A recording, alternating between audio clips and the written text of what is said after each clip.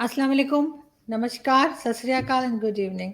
कैसे हैं आप सब लोग? आई होप कि आप लोग खैरियत से होंगे। बहुत से लोग मुझे कहते हैं कि जी आप न्यूज़ अपडेट्स देती हैं, जो न्यूज़ आप अपने चैनल पे बताती हैं, तो वो आप सीरियस होके बात क्यों नहीं करती हैं? एज़ अ जर्नलिस्ट तो आपको बहुत सीरियस होके बात करनी चाहिए। मैं तो बहुत सीरियस होके बात कर रही होती हूँ और मैं तो बहुत सीरियस न्यूज़ दे रही होती हूँ। अब अगर न्यूज़ में ही कोई ऐसी जोक किस्म की बात हो, कोई लतीफ़े अगर न्यूज़ के अंदर ही हों, तो उसमें मैं क्या कर सकती हूँ? तो इसलिए प्लीज़ आप लोग जो भी मेरी अभी आप हमारे चैनल को देख रहे हैं और जब भी आप मेरी सोलो वीडियो देखते हैं या आप देखते हैं कि मैंने कोई न्यूज़ अपडेट्स दी हैं आपको, तो बहुत सीरियस होके देखा करें, इसलिए कि हँसने की कोई बात नहीं होती। ख़ैर, हम आगे बढ़ते हैं और आगे बढ़ने से पहले एज़ यूजुअल हम आपसे रिक्वेस्ट करेंगे कि प्लीज़ हमारे चैनल को सब्सक्राइब करना ना भूलिएगा। हम आज आपको बताएँगे जी हमारी एक मिनिस्टर हैं और पहले भी हर पॉलिटिकल पार्टी में रह चुकी हैं, पीपल्स पार्टी में भी रह चुकी हैं। फिरदौस आशिक अमान बहुत फेमस हैं और बड़े जिगर वाली हैं और आपको मालूम ही है कि ईद के टाइम भी उन्होंने कहा था, उनके जो स्टेटमेंट होते हैं वो अजीब-अजीब से होते हैं। जैसे ईद से पहले उन्होंने कहा कि जी कोई झप्पियाँ पप्पियाँ नहीं होंगी ईद पे, क्योंकि कोरोना वायरस की वजह से। उसके बाद अभी रिसेंटली जो ट्रेन एक्सीडेंट हुआ उसके ऊपर उन्होंने कहा अल्हम्दुलिल्लाह साल का पहला एक्सीडेंट है। तो अब इस पे हम मतलब क्या करें? क्या सर पीट लें अपना? लेकिन ख़ैर आगे बढ़ते हैं और हम बताते हैं कि जी फिरदौस आशिक अवान साहिबा एक बार फिर न्यूज़ में हैं और इस बार वो अपने बोलने की वजह से नहीं, अपने एक्शन की वजह से हमको वो न्यूज़ में नज़र आ रही हैं। आखिर हुआ क्या है? हो सकता है आप में से बहुत से लोग जानते ही हों, लेकिन फिर भी मैं आपको दिखा देती हूँ। एक सवाल, मुझे एक सवाल काफी बात कर ली है सवाल करना और नहीं सवाल मैं करूंगी ना, मैं सवाल करूंगी ना, करेंगे आप सवाल सवाल करना बात ये ये बोलती नहीं कि तुम्हें बोलता बोलो बोलो ये सब्जी के फ्लोर के ऊपर रूटीन की कार्रवाई चला रहा है, इनको नहीं पता ही चीज, पता ही नहीं इस चीज की, पता ही नहीं इस चीज की बात नहीं होता ना। आप ही बात ये कौन बात कर रहा है जो सर से पांव तक करप्शन के मामले में? आप भी मौजूद है, आप वजीर थी, आप सबके खिलाफ करप्ट थी, आपने बसों में करप्शन नहीं किया। जब आपको वजीर इत्तला से हटा दिया तो आपके खिलाफ खबरें 10% आपने इत्तला की करप्शन नहीं लिए, आपने करप्शन नहीं लिए, झूठ बोल रहे इत्तला की हैं, साबित करोगे? साबित है बिल्कुल, क्योंकि आपकी फैमिली को पता चली आपने करप्शन की है। सबसे बड़ी करप्ट आप है, आपने पीपल्स पार्टी के दौर में बात की है, बकवास आप करी हो, आपने करप्ट ये हो गया बसों में भी करप्ट किया, ये सारे करप्ट है, ये करप्ट है। एक मिनट, किस चीज के हटा दिया, किस चीज के हटा दिया उनको, किस चीज के हटा दिया उनको, इनको वजीर इत्तला की किस चीज पे, ये करप्शन के ऊपर, ये कमीशन ले रहे थे, इनका अपना चैनल बता रहा है, एयरलाइन की खबर चली है कि 10% कमीशन मांगा है। ये बताया क्या बकवास? ये सच है, ये सच है, ये सच है बात, क्या बकवास है? ये करप्ट है। आप सबसे बड़ी करप्ट है, आपने बात की है। इसको डेफेमेशन में मैं अदालत में आपने जाना, आप करप्ट है, मैं साबित करूंगा, मैं साबित करूंगा आप करप्ट है। आपने बच्चों में करप्शन नहीं किया, आपने करप्शन नहीं किया, आपने सब कोर्ट में करप्शन नहीं किया, आपने शर्म, आपको करप्शन किया, मैं किस बात पे शर्म करूं?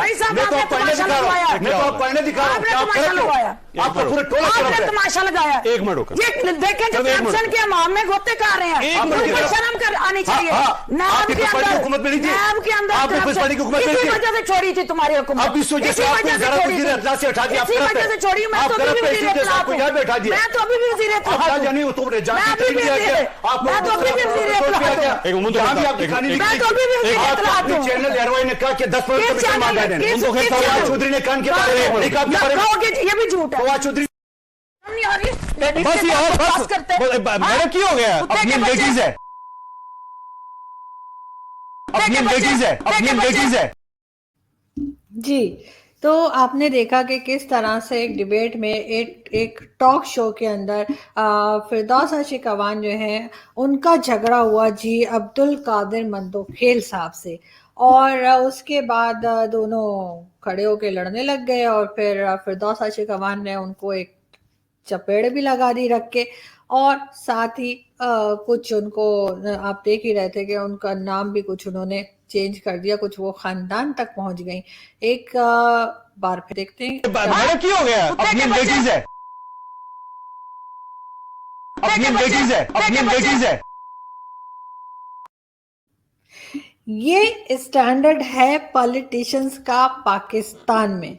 और फिर ये बात करते हैं कि जी हम तो बहुत ज़बरदस्त गवर्नमेंट चला रहे हैं, हम तो बहुत ज़बरदस्त कंट्री को आगे लेके जा रहे हैं। लेकिन बात सारी ये है कि अगर आप एजुकेशन के ऊपर सिर्फ 30 बिलियन रुपीस खर्च करेंगे और डिफेंस के ऊपर आप 1400 बिलियन रुपीस जो है वो खर्च करेंगे, तो फिर आपको कुछ इसी किस्म का प्रोडक्ट मिलेगा जैसे कि फिरदौस आशिक अवान और अब्दुल कादर मंदोखेल आपको नजर आए। तो पाकिस्तान को सीरियसली, जैसे मैं हमेशा ही कहती हूँ कि एजुकेशन के ऊपर काम करने की ज़रूरत है, और एजुकेशन का जो स्टैंडर्ड है वो हमारे यहाँ गिरता चला जा रहा है, गिरता चला जा रहा है। और अब हाल ये हो गया है कि आप देख ही रहे हैं कि ये दोनों मतलब पार्टी के मेंबर हैं, पार्लियामेंटेरियन रह चुके हैं, अभी भी काम कर रहे हैं गवर्नमेंट के साथ। और इनका ये रवैया, मैं तो कहती हूँ जब IMF और FATF पाकिस्तान को कॉल करे और पैसे वैसे मांगने की कोशिश करें, IMF वाले या FATF वाले कोई गैरत वैरत दिखाने की कोशिश करें, तो वहां पे बातचीत करने के लिए, यानी वहां पे डिस्कशन करने के लिए, उनके साथ डिबेट करने के लिए या उनके साथ कोई भी तरह की बात करने के लिए फिरदौस आशिक अवान से बेहतर पाकिस्तान में कोई नहीं है जिसको भेजा जा सके। इधर IMF ने कहा कि जी हमारे पैसे वापस करो, उधर फिरदौस आशिक अवान ने एक चप्पड़ लगा के कह देने कुत्ते के बच्चे। तो वो बेचारे यही सोचते रह जाएंगे कि हमारे साथ हुआ क्या है। लेकिन फिरदौस आशिक अवान के लिए एक आम सी बात है, बहुत मामूली सी बात है। पहले भी वो डिबेट शोज में आके इसी तरह की बातें करती रही हैं, और ना सिर्फ अपने बारे में बल्कि जो दूसरी उनके साथ पार्टिसिपेंट्स आती रही हैं दूसरी पार्टी की, डिफरेंट पॉलिटिकल पार्टी की, उनके ऊपर भी वो हर तरह के इल्ज़ाम, हर तरह का कीचड़ उछालती रही हैं। मैं किसी के पर्सनल उसमें नहीं जाना चाहती, लेकिन ये कोई तरीका नहीं है डिबेट करने का, ये कोई तरीका नहीं है कि आप किसी के ऊपर हाथ उठाएं या किसी को इस तरह से गालियां निकालें। और उसके बाद एंकर जो थे, एंकर मेरा ख्याल है वो TRP बनाने के चक्कर में थे। आजकल वैसे ही सैटेलाइट चैनल्स जितने हैं पाकिस्तान के, वो सारे ठुस कर गए और लोग ज़्यादा उनको देख नहीं रहे, क्योंकि उसकी एक बहुत बड़ी रीज़न ये है कि फुली कंट्रोल में है गवर्नमेंट के भी और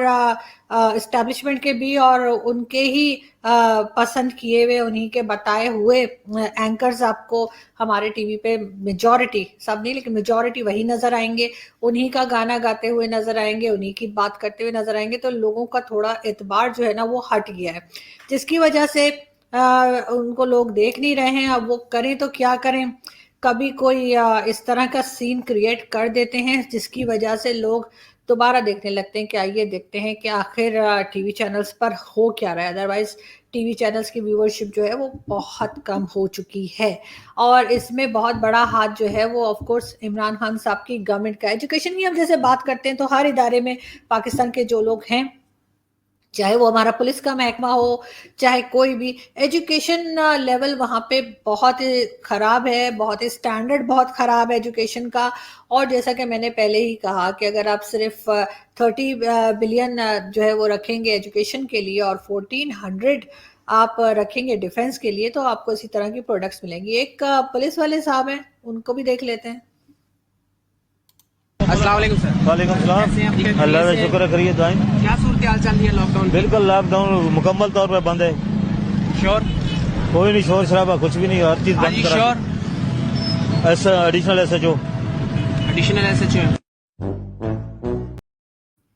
जी, तो देखा आपने कि उनको कुछ समझ नहीं आ रही थी। जाहिर है जब आप एजुकेशन के ऊपर पैसा ही नहीं लगाएंगे, आप एजुकेशन बजट को बिल्कुल नहीं देखेंगे और सारा बजट आपका डिफेंस में चला जाएगा, तो फिर आपको इसी तरह के प्रोडक्ट्स मिलेंगे पाकिस्तान के अंदर। जाहिर है ना तो फिर कोई बिल गेट्स पैदा होगा और ना ही कोई स्टीव जॉब पैदा होगा जिसको आप बोलें कि जी आईफोन शायद क्रिएट कर ले या ऐसा कुछ नहीं होने वाला। यहाँ पे यही हाल रहेगा।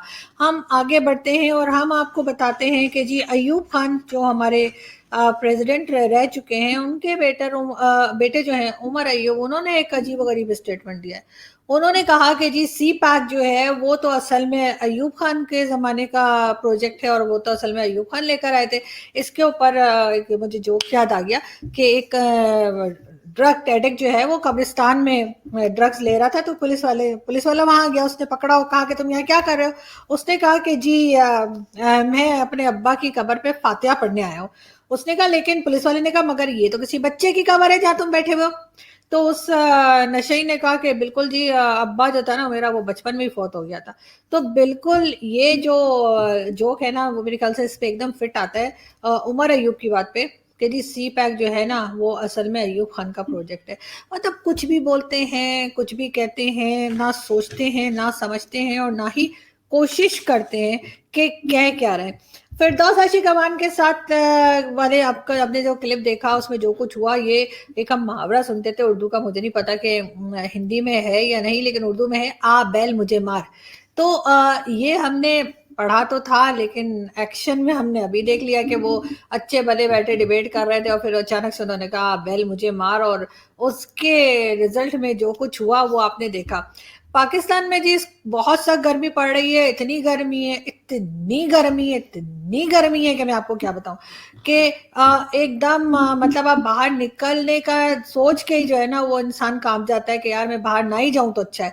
तो ऐसे में पाकिस्तान गवर्नमेंट जो है वो तो मतलब वैसे ही आपको पता है कि नशे में बैठी रहती है। उसने स्कूल खोल दिए हैं, स्कूल्स खोल दिए हैं और बच्चों का बुरा हाल है गर्मी से। अभी 2 दिन पहले इस्लामाबाद के एक स्कूल में देखा गया कि कई बच्चे बेहोश हो गए, बच्चों की नाक में से खून निकलने लगा, बच्चों की तबीयत खराब हो गई। तो मैं उन पेरेंट्स को रिक्वेस्ट करूंगी जो अपने बच्चों को स्कूल भेज रहे हैं कि भाई आपने अगर पैदा कर ही लिए हैं, आप जो हैं वो ज़ाहिर पॉपुलेशन के ऊपर तो हमारे कोई काम होता नहीं है पॉपुलेशन कंट्रोल करने के लिए कुछ, तो अगर आपने बच्चे पैदा कर ही लिए हैं तो उनको कुछ दिन और घर में बर्दाश्त कर लीजिए, बजाय इसके कि इतनी सख्त गर्मी में आप बच्चों से पीछा छुड़ाने के लिए उनको स्कूल भेज देते हैं। मतलब कुछ शर्म करें, कुछ गैरत करें, या तो बच्चे कम पैदा करें और अगर कर ही लिए हैं तो उनको घर में रखें। भाई घर में भी 10 चीजें होती हैं उनको कराने के लिए, वो घर में बिठाएं बच्चों को, घर में पढ़ाएं, घर में टीवी दिखाएं, घर में खेलें उनके साथ,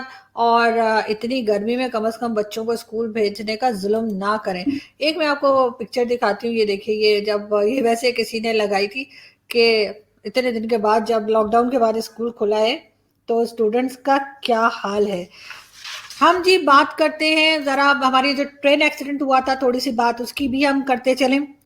कैबिनेट मीटिंग में डिस्कशन हुआ कि जी जो अभी हमारे यहाँ हादसा हुआ है ट्रेन का, उसका क्या रीजन था। प्राइम मिनिस्टर ने कैबिनेट मीटिंग की, उनसे पूछा कि क्यों ये हुआ है। उनको बताया गया कि जी जगह जगह ट्रेन में से नट जो नट लगे होते हैं, जो उसके जो भी पुर्जे ट्रेन के लगे होते हैं वो निकाल लिए गए और उनकी जगह पे लकड़ी लगा दी गई है। मतलब उसको कवर करने के लिए नट बोल्ट निकाल के, जो नट बोल्ट निकाले हैं उसकी जगह पे लकड़ी लगा के काम चलाया जा रहा है।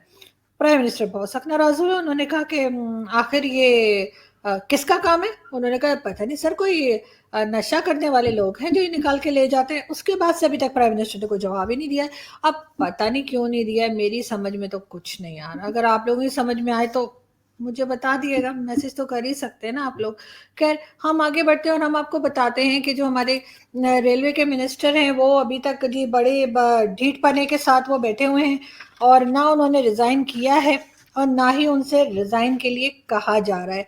लेकिन साथ साथ पाकिस्तान में बहुत ज़्यादा एकदम से लोड शेडिंग शुरू हो चुकी है और हर कुछ घंटे के बाद लाइट चली जाती है। वैसे तो मेरे घर की भी जा रही है देर टगड़क टगड़क टगड़क, लेकिन ये कि बार बार हर थोड़ी देर के बाद पूरे कंट्री में जो है वो लाइट जा रही है, लोड शेडिंग चल रही है। पहले जो मतलब मई 2021 में जो है हुकूमत ने कहा कि जी हमने फालतू बिजली बना ली है जिसकी हमें ज़रूरत ही नहीं थी। तो उस वक्त उस टाइम पे यानी 1 महीने पहले की मैं आपको बात बता रही हूँ, जो यूथिया थे वो कह रहे थे कि जी नवाज शरीफ ने बिजली की कंपनी से कमीशन पकड़कर फालतू की बिजली बना दी है। ठीक है, ये यूथिया जो है, मैं जैसे आपको पहले बता चुकी हूँ, आपको यूथिया आपको अच्छे से याद होगा कि मैंने आपको एक वर्ड बताया था कि यूथिया होता है। तो बिल्कुल जो यूथियाज हैं उन्होंने बोला कि जी नवाज शरीफ ने कमीशन पकड़ के डिफरेंट कंपनी से और फालतू बिजली बना दी। जून में आते ही धड़ाधड़ लोड शेडिंग, धड़ाधड़ लोड शेडिंग, हर जगह बिजली बंद। उसके ऊपर वही यूथिया जिसने कहा था कि नवाज शरीफ ने कमीशन पकड़ के बिजली बना दिया, वो यूटीआई ये कहता है कि जी पीएमएलएन यानी कि मुस्लिम लीग जो है नवाज ग्रुप, उन्होंने अपने गवर्नमेंट के टाइम पे बिजली बनाई ही नहीं, इसलिए लोड शेडिंग हो रही है। अब इससे मतलब आप अंदाजा लगाएं कि ये कितने कंफ्यूज्ड हैं, इनकी कुछ समझ में नहीं आ रहा ये करना क्या चाह रहे हैं, ये बोलना क्या चाहते हैं और ये आखिर चाहते क्या हैं। लेकिन एनीवे अब हम चलते हैं और आपसे मुलाकात होगी नेक्स्ट वीडियो में। अपना बहुत सारा ख्याल रखिएगा, खूब पानी पीते रहिएगा, घर के अंदर रहिएगा। बाहर तो वैसे भी कोरोना घूम रहा है आपको ढूंढता हुआ, तो बाहर तो आप वैसे ही नहीं जाने वाले, तो बाहर नहीं जाइएगा, लेकिन घर के अंदर रहिए और खूब रूह अफ़ज़ा पीजिए, वो बड़ा मज़े का होता है और इंडिया पाकिस्तान दोनों में मिलता है। और मैंने तो खैर मुझे तो वही अच्छा लगता है, या मैं वो पी रही होती हूँ या फिर मैं कोका कोला पी रही होती हूँ, इसलिए कि मैं तो यहूदियों के साथ हूँ और मैं यहूदियों के साथ खड़ी हूँ और यहूदियों की हर प्रोडक्ट मुझे पसंद है, चाहे वो कॉस्मेटिक हो, चाहे वो खाने पीने की हो, चाहे जो मर्जी हो, ब्लेंडर, चॉपर, व्हाटएवर। तो मैं तो वैसे आपको पता है ना, मेरा तो वैसे ही ईमान जो है वो ख़राब है, तो मुझे छोड़ें, लेकिन आप लोग अपना बहुत ख्याल रखें और पानी पीते रहिएगा और घर के अंदर रहिएगा और कोशिश कीजिएगा कि हमारे चैनल को देखते रहें और सब्सक्राइब करना ना भूलिएगा। Thank you.